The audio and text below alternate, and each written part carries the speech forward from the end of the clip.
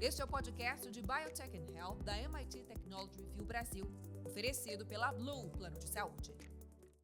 Olá, bem-vindas e bem-vindos ao podcast de Biotech and Health da MIT Technology Review Brasil, apresentado pela Origin. Eu sou Laura Murta, estou aqui com Camila Pepe e hoje a gente recebe Thiago Farina para comentar sobre participação social efetiva no processo de tomada de decisão em saúde, entre outros assuntos que hoje estão em alta quando a gente pensa em incorporação de tecnologias em saúde. E essa é a vertical de Biotech and Health da MIT Technology Review Brasil e semanalmente você pode acompanhar as nossas discussões sobre biotecnologia e inovação. Lembrando que ao fim desse episódio você também pode acompanhar o Momento Saúde 360 oferecido pela Blue Plano de Saúde.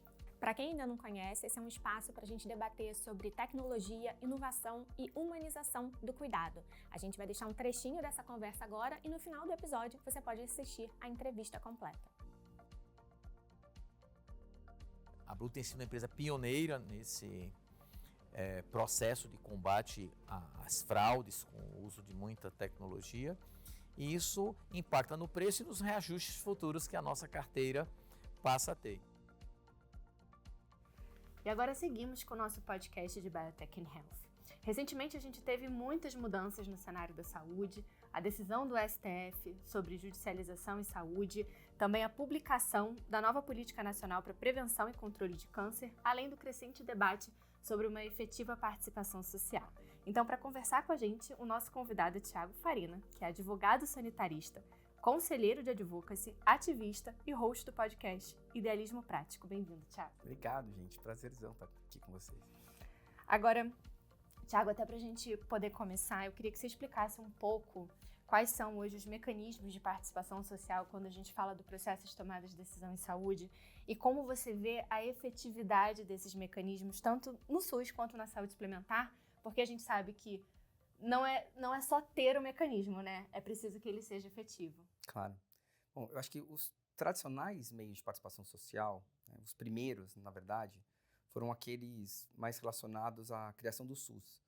Conselho de Saúde e Conferência de Saúde. Conferência de Saúde é como se fosse um evento que acontece a cada 4 anos e acontece no âmbito municipal, estadual e depois segue para o nacional. Os Conselhos de Saúde são espaços ali que metade dos membros tem que ser da sociedade civil, né? Associações de pacientes, representantes de consumidores, e a outra metade é de gestores, profissionais de saúde e instituições que atuam em saúde, hospitais, empresas, etc. Esse é o formato básico da participação social institucional. Os conselhos, eles acontecem tanto no âmbito municipal, estadual e federal, e tem ali a função de fiscalizar os gestores de saúde, tanto municipal, estadual como o nacional. Esse é o meio, como eu falei, institucional de participação social. Agora, isso foi criado na década de 90, na verdade, né? 1990, a lei que instituiu esse modelo de conselhos. Para a gente colocar em perspectiva, ninguém tinha computador em casa, assim, nessa época do ano. A internet nem se pensava em você poder se comunicar com as pessoas, né? E aí, à medida que o tempo foi passando, vou pegar alguns aspectos relacionados à política de saúde, como, por exemplo, a avaliação de tecnologias em saúde, que eu acho que é um tema que vocês estão muito inseridas também. Você começou a precisar de formas diferenciadas de participação social. Então, foram criando outros instrumentos, como consultas públicas, audiências públicas. Hoje, o mais tradicional, por exemplo, no processo de avaliação de tecnologias em saúde, é o modelo das consultas públicas, que basicamente é por um período, o órgão decisor submete ali para a sociedade inteira mais ou menos a decisão que ela quer tomar, os fundamentos da decisão que ela quer tomar, e ela abre para qualquer pessoa física ou jurídica dar a sua opinião a respeito daquilo, né? E aí vai ter um tempo, normalmente ali é de 20 dias, para que a população possa mandar a sua posição, a sua contribuição, sugestão, etc. A ideia desses instrumentos é realmente poder captar a inteligência que está dispersa na sociedade. Essa é a ideia. Então, assim, olha, eu vou tomar uma decisão, eu sei que eu sou uma agulha aí nesse, né, eu sou um grãozinho de areia e tem uma inteligência muito maior ali. Então, deixa eu me colocar aqui numa posição de humilde e ouvir a sociedade para ver as ideias boas que podem surgir. Essa é a ideia geral. E aí a sociedade vai lá e contribui. O que a gente está vendo na prática? Pelo menos essa é a minha percepção. A sociedade não sabe exatamente o que o tomador de decisão quer. E aí começa a dar sugestões das mais variadas, opiniões. Eu voto que sim, eu voto que não. Junta um negócio, apresenta um negócio que já foi falado. Ou seja, não seria uma contribuição adicional. E o gestor também não sabe muito bem o que espera da sociedade. Quer dado de mundo real? Quer que a pessoa apresente um negócio mais estruturado? Né? Quer opinião? Ninguém sabe exatamente como participar. E aí, o que acontece? Quando o gestor não sabe muito bem o que ele quer da sociedade e a sociedade não sabe muito bem o que o gestor quer dela. Acontece um monte de coisa ali e ninguém sabe muito bem como processar aquilo. Então, a sensação que dá é que as pessoas fazem ali o que elas acham que tem que fazer e depois o gestor não dá atenção, não dá um feedback adequado para aquilo que elas tinham de expectativa. Né? Então, assim, eu não percebo hoje que a gente está conseguindo explorar a inteligência que está dispersa na sociedade para contribuir para o aprimoramento de políticas públicas. Acho que acaba sendo uma coisa, por mais seja bem intencionado, muito mais pro forma do que propriamente para gerar uma construção mais efetiva ali da política. Né? Perfeito. Agora, Thiago, acho que essa questão da participação social, sem dúvida, ela é super importante, né? Foi uma melhoria no processo, mas um ponto que a gente acaba, não sei se questionando, mas pensando como que a gente consegue, talvez, aprimorar um pouco isso, é a questão da transparência, e eu sei que você fala muito sobre isso. Hoje a gente tem a questão das reuniões, que tem, em alguns casos, são transmitidas ao vivo, quando não, depois são disponíveis para que qualquer um possa assistir. Mas ainda existe uma dificuldade, mesmo olhando todas essas reuniões, né, e você faz muito isso, de entender se existe algum padrão, né, o que de fato está sendo usado para tomar a decisão ou não. Como que você enxerga isso? O que você aconselha que possa ser feito para melhorar isso? Perfeito. Eu acho que assim, a transparência ela é um pressuposto para a participação social. Não dá para você querer que eu participe se você não expôs as informações que você tem. Como é que eu vou te ajudar a tomar uma decisão se você não jogar limpo e me apresentar tudo que você sabe, tudo que você já tem de elemento, para eu poder acrescentar? Né? Se você quiser a minha opinião e não me der metade das coisas que você sabe e eu não sei, eu não vou conseguir te ajudar.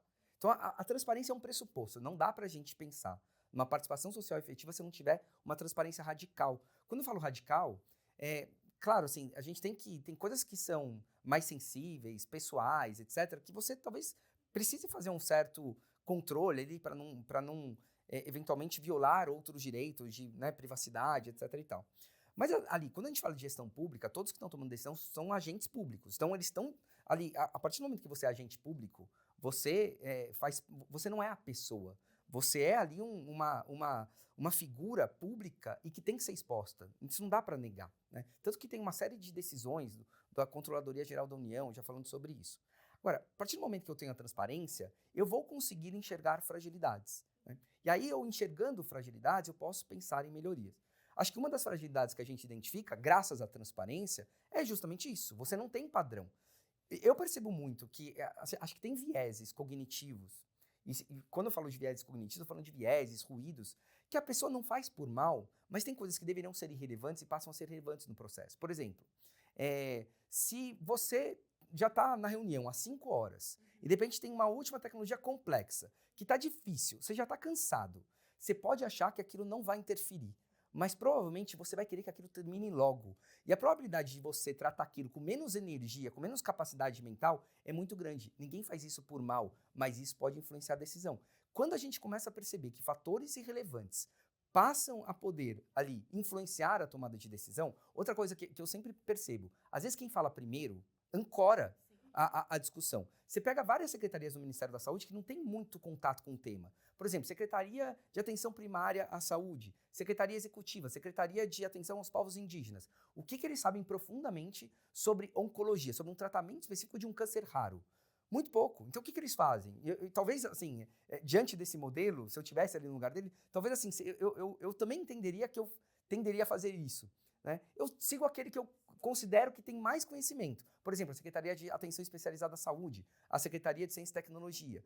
Agora, se aquela figura está lá, é porque eu quero a opinião dela, porque eu quero que ela contribua. Se ela não tem como contribuir para aquilo, por que ela está lá? Né? Só para seguir alguém? Então, assim, tem coisas ali que eu acho que acabam... a gente não percebe porque não é proposital, acho que ninguém faz isso por mal, mas que podem influenciar. Então, a gente precisa começar a pensar também num algoritmo para tornar as coisas um pouco mais previsíveis, para você conseguir ter um padrão. Né? A Sociedade Brasileira de Oncologia Clínica lançou um índice de priorização que eu acho que assim, pode ser até uma inspiração. Pode gostar ou não gostar do algoritmo criado, mas é basicamente assim, eles têm lá algoritmos sobre benefícios clínicos, algoritmos que envolvem, por exemplo, o score da ESMO, que envolve a força de recomendação que consta na diretriz da SBOC, se está na lista de medicamentos essenciais do OMS, se é uma necessidade clínica não atendida, que seria isso, olha, aquilo que está no sistema, nada do que está na diretriz da sociedade, para aquela linha de tratamento, tem ali na diretriz do sistema. Então, ali é uma necessidade clínica não atendida. Se tiver 3 opções aqui e uma aqui, beleza, já não é mais uma necessidade clínica não atendida. Né? Então, tem algumas variáveis ali que você pode gostar ou não gostar. Mas se aquilo for seguido à risca, você vai ter o mesmo racional, independente de você estar cansado ou não estar cansado, porque são critérios objetivos, você vai ter a mesma lógica de tomada de decisão, independentemente do tipo de câncer, de quem é que está falando, né? Se a pessoa é mais eloquente ou menos eloquente. Então, eu acho que a gente vai ter que começar a ter um pouco mais de objetividade, critérios mais objetivos que mitiguem o risco de viés e ruído. Essa questão dos critérios que são mais subjetivos, né? Eu acho que existe uma necessidade, talvez, da gente pensar, porque tem esse cálculo que é o tempo de análise versus a complexidade dos assuntos e o conhecimento técnico, que a gente sabe que não é trivial, versus a quantidade de recursos humanos que a gente tem para desenvolver tudo isso, né, Thiago? Total. Agora, a gente falou de oncologia e aí eu queria aproveitar toda a sua experiência com a advocacy para a oncologia para te perguntar sobre as novas mudanças na Política Nacional de Prevenção e Controle do Câncer, né? Então, quais são essas mudanças? A gente teve, inclusive, agora a reunião, né, da CIT. O que a gente já tem regulamentado dentro dessa política até o momento? Legal, ótimo tema. Bom, há mais ou menos um ano, né, finalzinho de dezembro de 2023, a gente teve a aprovação de uma lei que cria a Política Nacional de Prevenção e Controle do Câncer. Então, uma lei que cria uma política, ela é uma lei que traz principalmente diretrizes, princípios para serem seguidos. E quando essa lei foi aprovada, ela mesma estabeleceu ali num dispositivo final que ela teria que ser regulamentada em 180 dias, em 6 meses. A regulamentação, sim, é para você tentar dar mais praticidade, operacionalidade para aquela política. Então, a política traz ali meio que uma ideia geral do que você quer e a regulamentação deveria fazer aquilo sair do papel, na prática. 6 meses, se a gente for contar, daria junho, né? E não tinha saído nada em junho. E para que servem esses 6 meses? Eu acho que sempre é bom a gente entender por que as coisas são do jeito que são. 6 meses servem justamente para você poder discutir, estudar, formar grupos de trabalho, para poder, então, criar aquela regulamentação. É para isso que servem esses 6 meses. E aí, 6 meses, nada aconteceu. Né? Junho, nada tinha acontecido. Saiu agora, depois de 1 ano da aprovação da lei, mais de 1 ano, né? Mais de 6 meses depois da data que deveria ter sido regulamentado, saíram 3 portarias regulamentando aspectos variados dessa lei. E o que eu senti é que parecia que o Ministério da Saúde estava reescrevendo a lei com as suas próprias palavras, porque continuou trazendo diretrizes, princípios, ideias gerais, uma lista de sonhos. Olha, eu gostaria que o mundo fosse assim, né? Só que não é para isso que serve uma regulamentação. A regulamentação serve para você operacionalizar. Talvez a única regulamentação que poderia ter vindo já, que teria um efeito prático, até porque a lei já trouxe um aspecto mais prático, é a questão dos medicamentos incorporados da oncologia que não têm sido disponibilizados no tempo adequado. Né? Porque ali você tem ainda uma divergência. Quem é que vai pagar? Vai ser o modelo que o Ministério da Saúde vai comprar e distribuir para os hospitais? Ou o Ministério vai dar um dinheiro para os hospitais vão comprar e o Ministério vai fiscalizar? Isso ainda está meio que aberto, mas a lei já deu um comando. Olha, ou vai ser assim ou vai ser assim. Decide. Isso é a única coisa que não saiu ainda. Né? Então, assim, eu fiquei muito frustrado com as portarias. Vieram 3 portarias de regulamentação. Para mim, elas só reescreveram a lei de outro jeito, sem criar nada, sem operacionalizar nada. Então, assim, você vai ter pelo menos uns 10 itens ali que precisam que haja uma regulamentação da regulamentação.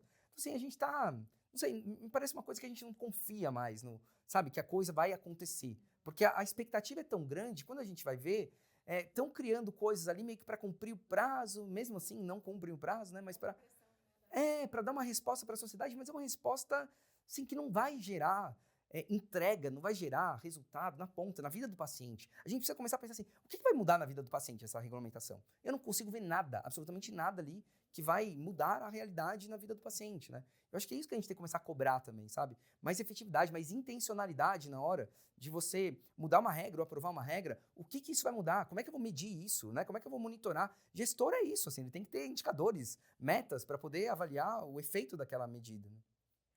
Agora, Thiago, até aproveitando que você está falando um pouco sobre oncologia, né? Tem toda essa questão, e aí não só em oncologia, mas em oncologia isso acaba sendo muito presente, do paciente não conseguir ter acesso às novas medicações, testes diagnósticos e etc., via SUS ou via operadora de saúde, e acabam pedindo ajuda à justiça, né? Então, a nossa famosa judicialização. E recentemente a gente teve um tema super polêmico, digamos assim, sobre esse assunto, uma decisão do STJ. Eu queria pedir para você contar um pouco sobre esse assunto, como que você enxerga, o que você tem visto desde a decisão até hoje de mudança dentro desse processo. Legal. A gente tem também, desde a aprovação, do SUS, né, a gente começou tendo um movimento com HIV/AIDS, de judicialização para coquetel, e isso acabou até gerando uma política pública bem eficiente, que você não costuma ver muito problema, né? A política de acesso a medicamentos para HIV/AIDS, para hepatite, né? Doenças virais. Você tem até um departamento próprio no Ministério da Saúde para isso. A partir dos anos 2000, começou também a ter, para doenças graves em geral, novas tecnologias vindo, também muito caras. E aí, também, elas foram pegando carona com esse movimento do HIV/AIDS e entraram também, procuraram a justiça para ter acesso a esse produto, uma vez que elas não conseguiam ter de forma ali administrativa. Isso acabou gerando realmente uma grande via de acesso e, obviamente, que isso atrapalha o gestor, né? O gestor, ele ali tem um recurso, ele quer programar para fazer as coisas com aquele recurso, de repente vem um juiz e fala assim, olha, tudo que você programou, esquece, você vai ter que... Então, assim, é um fenômeno que, de fato, atrapalha. Mas é um fenômeno que até hoje tem servido de uma muleta para um paciente poder sair daqui e ir até ali, num sistema que não entrega para ele o que ele espera do sistema, acesso.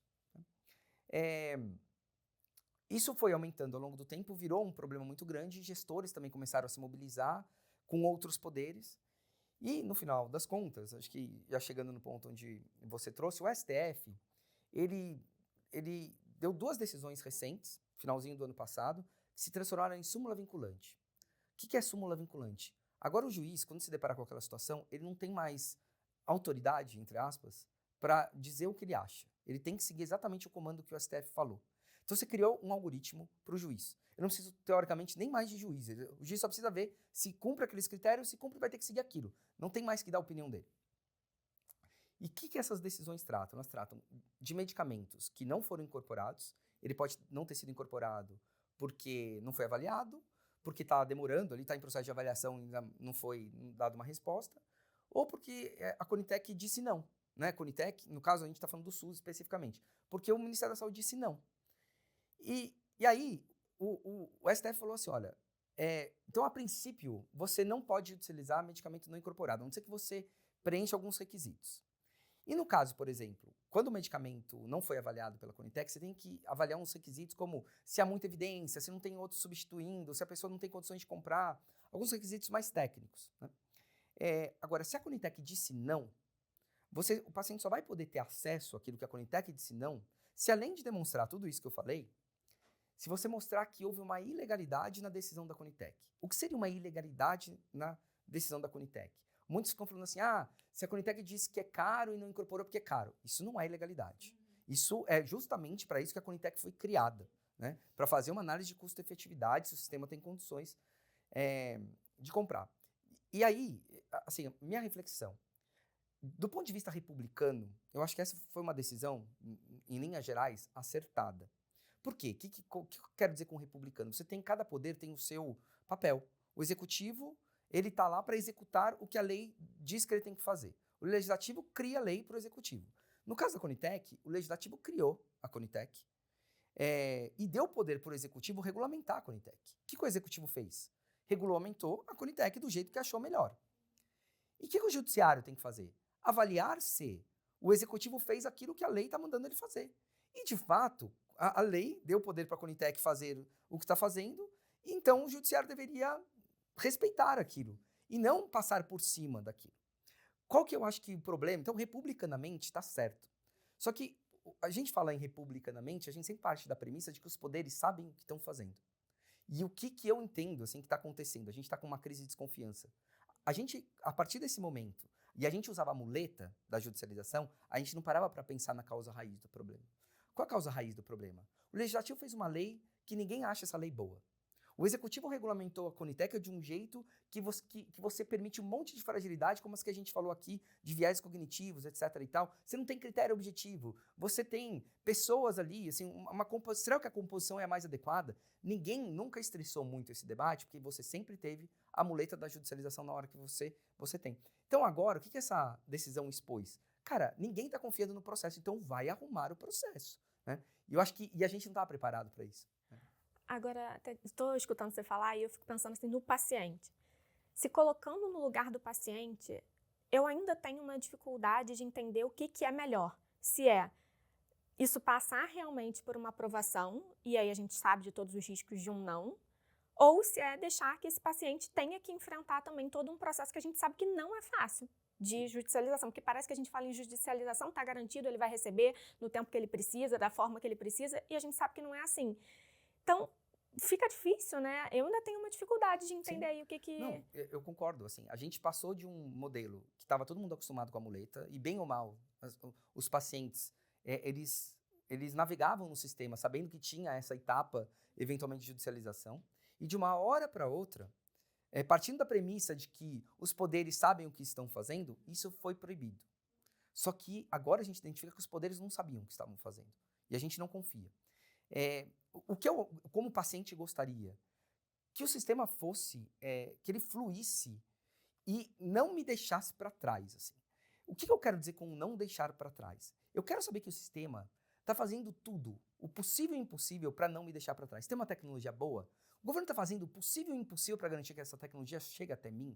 O que eu vejo na Conitec não é isso. Muitas vezes você sabe que a tecnologia é boa, ela é um pouco cara, e aí falam assim, olha, está um pouco acima do limiar, então eu vou dizer não, porque depois, se a empresa quiser fazer um pouquinho mais barato, ela vem aqui e submete de novo. Submeter de novo significa esperar pelo menos 180 dias para ter uma resposta. Será que não dá para chamar o pessoal? Falar assim, cara, vamos sentar aqui junto. Vamos expor, então, a indústria, chama aqui. Cara, você não pode fazer mais barato. Vamos tentar risco compartilhado. Vamos tentar fazer algum modelo diferenciado de negociação. Vamos, enfim, fazer um modelo Netflix. Não sei. Assim, a gente vai precisar estressar para a gente achar soluções. A gente só não vai achar soluções fazendo o que a gente está fazendo. Que é assim, vamos simplificar. Olha, está muito caro, você quer, deixa o paciente para trás, né? E diz não, e se alguém quiser que submete de novo. As pessoas estão ficando para trás. E o paciente não sente que o sistema está se estressando por ele. Então, acho que é isso. Eu gostaria que o sistema não me deixasse, estivesse do meu lado, estivesse esforçando por mim. Né? Eu acho que isso a gente vai ter que fazer alguns ajustes muito intensos nas regras do processo para isso acontecer, sabe? Estimular, incentivar isso. O que da regra hoje incentiva isso? Incentiva esse estresse? Nada. Acho que você trouxe um ponto que é super importante. Eu até enxergo a Conitec, o Saúde, como atuantes e bem técnicos. Exato. Estão ali fazendo o papel deles realmente de análise técnica e tudo mais. O que eu acho que talvez pudesse ajudar, e aí até com base nisso tudo que você falou, com relação a essa negociação e tudo mais, de repente ferramentas que fossem oficiais ou assim, ou que a gente consiga garantir que de fato vão ser cumpridas com relação a preço, não só um preço de um desconto naquele momento, mas de repente a gente não consegue hoje garantir que isso vai ser aplicado, tipo, no primeiro ano o preço vai ser tanto, no segundo, conforme for aumentando, a gente vai conseguir preços diferenciados e toda aquela garantia de que esse preço de fato ele vai acontecer. A gente escuta muito da Conitec falando sobre isso, né, sobre como que a gente vai garantir que esse desconto ele vai ser de fato aplicado, mas a gente também escuta muito a indústria nessa vontade de conversar, que nem você falou, de negociar e às vezes não conseguindo essa abertura. Então, e eu não sei nem se é papel da Conitec ou do CoSaúde de construir algo desse tipo, uma ferramenta oficial, assim, até quero ouvir sua opinião sobre isso, até com essa questão jurídica. Quem poderia fazer isso? Claro.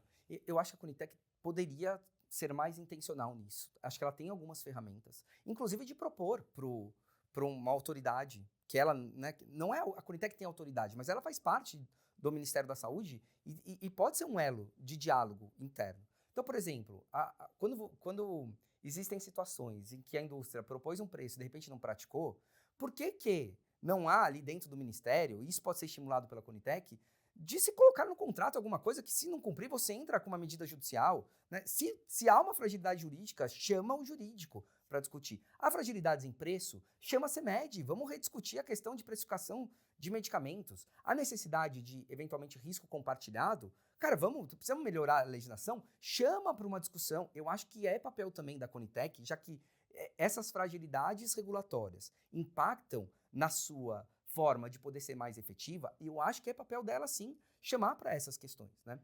E tem outras coisas que eu acho que ela também ela tem condições também de ela mesma enfrentar, né? Por exemplo, chamar novamente por uma discussão. A própria questão dos limiares, por exemplo, que a gente vê que o limiar ali não é atualizado, né? Já era para ser... Cara, ela poderia... É papel dela, sim, fazer isso. Então, eu acho que tem coisas que não estão na alçada dela, mas ela tem, por estar dentro do ministério, o papel de provocar o pessoal, né? De fazer essa provocação. Envolver CMED, envolver Ministério da Economia, envolve, por exemplo, a gente discute muito impactos indiretos, e a gente não usa impactos indiretos no processo de ETS, né? O que isso impacta na Previdência? Por que a gente não usa isso? Por que a gente não chama os outros atores para estarem lá, né? Às vezes mesmo membros outro dia eu vi ali também uma discussão, porque os estados fazem isso, aí alguém perguntou para o representante dos estados, você conhece, como é que tá lá? Não conheço. Por que não conhece? Teria que conhecer, teria que ir pesquisar, conversar com a sua base,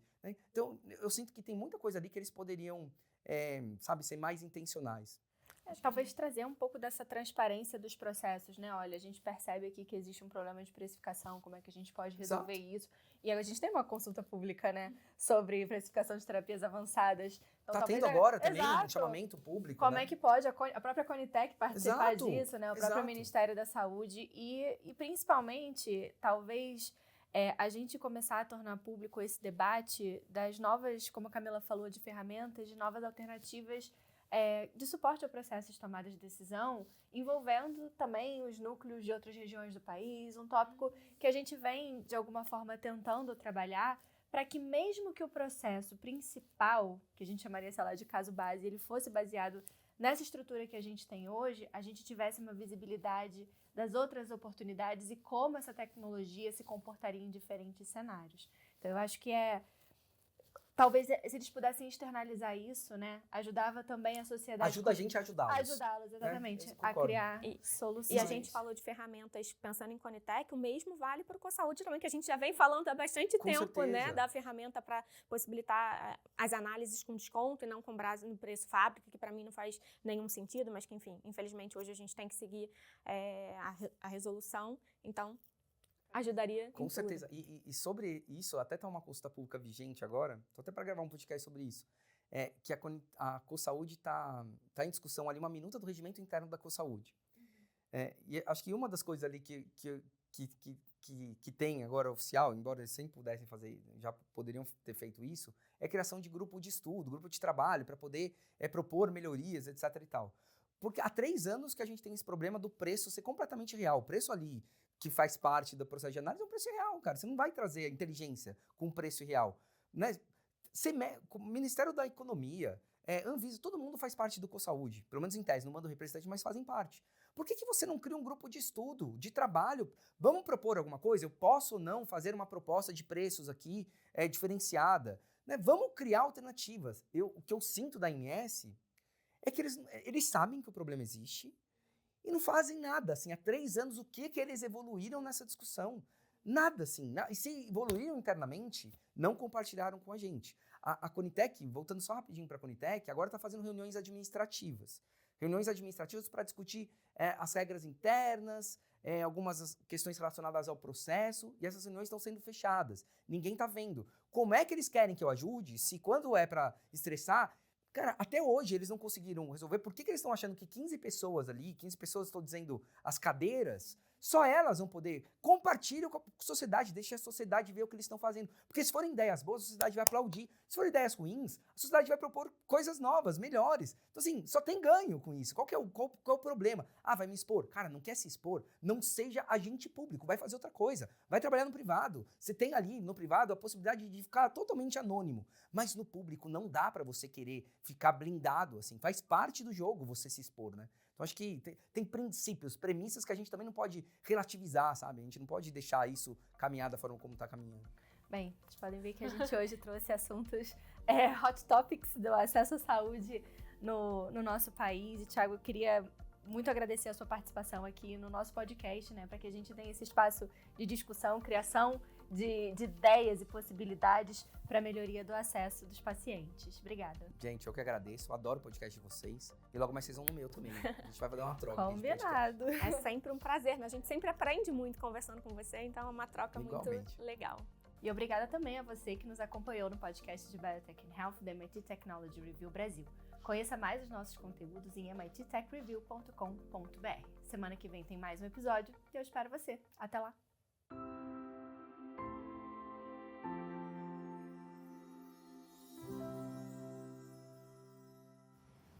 Olá! Chegou mais um Momento Saúde 360 oferecido pela Blue Plano de Saúde. Esse, você sabe, é um espaço para a gente discutir inovação, tecnologia e humanização no planejamento de uma vida com mais saúde, mais bem-estar.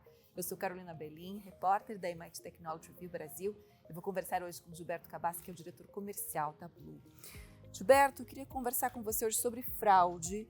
A gente sabe que esse é um desafio tanto ético quanto financeiro, né, que impacta a sustentabilidade da saúde suplementar. Como que a Blue se prepara e enfrenta esse desafio? O impacto da fraude no mercado de saúde suplementar é muito grande. A Blue, ela minimiza muito a questão fraude por conta da tecnologia. A Blue é uma empresa que o mercado hoje a reconhece como uma health tech, uma empresa de tecnologia e inovação na área da saúde suplementar. E por conta da inteligência artificial, a gente consegue reduzir muito o número de fraudes. E a fraude é ruim para o mercado como um todo, porque afeta a precificação do mercado. Afinal, o uso consciente é a melhor forma para que os preços se tornem mais justos para todos, porque na saúde suplementar existe o mutualismo. Então, o cliente que frauda, que acha que está tirando vantagem para si, na verdade ele prejudica todo o sistema de saúde suplementar. Então, existem fraudes em diversas áreas do processo da comercial, e que a gente percebe uma tendência de queda por conta dos mecanismos de proteção que são implementados hoje por parte das operadoras. Na Blue, eu acho que não tem sido diferente, pelo contrário, tem sido, a Blue tem sido uma empresa pioneira nesse processo de combate às fraudes com o uso de muita tecnologia. E isso impacta no preço e nos reajustes futuros que a nossa carteira passa a ter. Então, o nosso beneficiário hoje, eu posso dizer com muita segurança que ele faz parte de uma operadora que cuida de protegê-lo para que os reajustes sejam sempre dentro de seu orçamento, nunca tão assustadores como o mercado pratica no mercado brasileiro. Porque as operadoras acabam repassando esse prejuízo, né? Mas o que eu ia te perguntar, vocês têm, então, iniciativas antifraudes, mecanismos específicos, além, claro, de todo o parque tecnológico, né, de usar e abusar da tecnologia a favor? Sim. A Blue, ela faz a entrevista qualificada. Isso é importante a gente ressaltar, porque na contratação a gente já reduz muito as fraudes, as divergências existentes na declaração de saúde quando a gente confronta com a entrevista. Isso ajuda muito ao processo se tornar mais claro, mais justo para todos. E quando você tem um rigor no combate às fraudes, todos ganham. Então, eu compreendo que é vital para esse mercado que haja uma mobilização do uso consciente dos planos de saúde, que as pessoas percebam a importância de passar as informações verdadeiras, com clareza, porque isso impacta em todo o sistema. Isso é nocivo ao mercado de planos de saúde. Tem alguma que vocês ficam mais de olho, né, nos rankings da ANS, que é a Agência Nacional de Saúde Suplementar? Fraude, reembolso, sempre está lá no topo do ranking, né? A Blue ela já não se preocupa com fraudes em reembolso, porque nós não temos reembolso em nossos produtos. Então, isso já ameniza muito o impacto da sinistralidade na carteira e, com isso, os reajustes elevados que o mercado pratica. Porque todo o beneficiário que está nos assistindo aqui, eu acho que uma grande parte da sua audiência é beneficiário de planos de saúde. Precisa ter a compreensão de que a fraude ela prejudica o sistema. E a Blue e o reembolso, como você falou, é uma fonte muito grande para a entrada de fraudes, né? Muitos beneficiários, prestadores, eles terminam encontrando métodos para fraudar esse processo. E a gente não tem essa porta de entrada da fraude chamada reembolso. Perfeito, obrigada, Gilberto. Você acompanhou mais um Momento Saúde 360 oferecido pela Blue Plano de Saúde. Até a próxima.